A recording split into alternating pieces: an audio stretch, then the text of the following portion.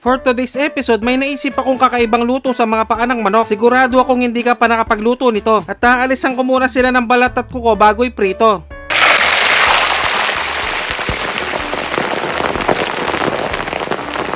Chinese style chicken feet nga pala ang lulutuin natin ngayon mga kasolid, at hayaan ko muna silang maprito hanggang sa magiba ang kulay. At pagkalipas ng ilang minuto mga kasolid, pwede na to at iseset aside ko muna sila. Salamat sa mga bagong viewers at followers dyan, welcome po kayo dito. At malalaman nyo mamaya mga kasolid kung bakit ko sila dinipry ng ganyan. Shoutout kay Ronmel Agnolas ng Orani, Bataan, at kay Santi Martinez ng Indonesia, maraming salamat po sa panonood. At shoutout nga rin pala sa ating mga bayaning OFW, mag-ingat po kayo lahat dyan. At ilalagay ko na sila dito sa niredy kong pressure cooker, asasaka pa na sibuyas, bawang, luya, pamintang buo at asin. At lalagyan ko rin ito ng tubig dahil palalambutin pa natin to. At sisiguraduhin kong lubog na lubog sa tubig ang mga paa ng manok para sigurado. At siguradong nanonood din ngayon si James Ryan Gabriel ng San Miguel, Tarlac. At papakuluan ko lang to mga kasolid, at pagkalipas ng kalating oras, check natin. Yan, pwede na to. At eto nga pala ang dahilan kung bakit ko pinrito ang mga paa ng manok kanina, para tumaba sila ng ganyan. At ihiwalay ko muna sila sa pinagkuluan dahil gagawa pa ako ng napakasarap at napakasolid na sauce. Bali magigisa lang ako ng sibuyas at bawang at halo-haluin hanggang sa lumabas ang aroma. At nagpapashoutout nga rin pala si Vicoy Ocampo Manansala ng Makabebe, Pampanga. At dahil okay na yung bawang at sibuyas mga kasolid, lalagyan ko na ito ng tomato sauce. Pero kung wala kayo nito, pwede naman yung banana ketchup. At binuhusan ko na nga pala ito ng kalamansi juice, pamintang durog at tatsansyang toyo. At kaya pala hindi ko tinapon yung pinagkuluan kanina mga kasolid dahil ilalagay ko pa dito. At bubuhusan ko ito ng brown sugar, pero kung gusto nyo ng mas matamis, dagdagan nyo na lang. At lalagyan ko rin ito ng oyster sauce. At haluhaluin ko lang to hanggang sa kumulo mga kasolid. At pagkalipas ng ilang minuto, yan kulong-kulo na. Pero hindi pa natatapos dito to dahil bubuhusan ko pa ito ng slurry. Ito kasi ang magsisilbing pampalapot natin. At haluhaluin ko lang to sa katamtamang apoy hanggang sa makuha ang tamang lapot. At yan, para sa akin pwede na to mga kasolid. Lalagyan ko naman ito ng konting asin. At sunod ko lang ilagay yung mga pinalambot kong paa ng manok. At siguradong nanonood din ngayon ng Garcia family ng EPSA District 6. At after ko malagay yung mga paa ng manok mga kasolid, hahalu-haluin ko lang ito ng dahan-dahan dahil sa sobrang lambot nito baka naman kasi malusaw. At sa sobrang sarap ng sauce na ginawa ko, ito yung sinasabi nilang sauce pa lang, ulam na. At tinakpan ko lang ito ng 2 minuto sa katamtamang apoy.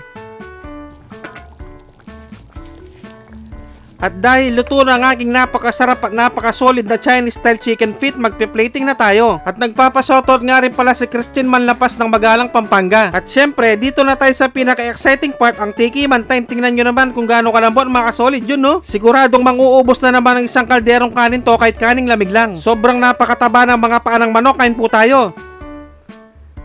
Sus Mariosep, kanyaman na po, tingnan nyo naman mga kasolid, napakalambot, sumama lahat ng laman. At sa sobrang lasa nito mga kasolid, talagang mapapakanin ka. At pag ganito talagang kinakain ko, hindi ko mapigilan sumubo. At siguradong umabot na kayo sa part ng bidyong to mga kasolid, pwedeng paki-comment naman kung tagasan ka para malaman ko kung saan nakarating ang bidyong to. Maraming salamat. At tingnan nyo naman kung gaano ka-legit ang lambot niya. At siguradong naglalaway din ngayon si JM Kaido Manzanal ng Bicol. At si Alvin Ongota na mga kasamahan niyang nagtatrabaho sa Pangasinan. At bibigyan ko na kayo ng pangmalakasang perfect bite para dito. At itatry ko naman yung dalawa, gusto ko kasi sabay. Magantampo. Taksya po, nakakalambot ng kalambot, kalasa ng kalasa. At kung tiyempong hating gabi nyo naman napanood to mga kasolid, mag-automatic pansit kanto na lang kayo mga bossing, dapat yung spicy ha. At dahil naamoy ni Boy Sipat yung niluluto ko, nakisali sa tikiman time. Maraming salamat sa mga walang sawang sumusuporta at sumusubaybay sa aking mga video. At sa mga walang sawang nagsishare, maraming salamat, napakasolid nyo. Magkita-kita ulit tayo next episode, basta Kapampangan, manyaman!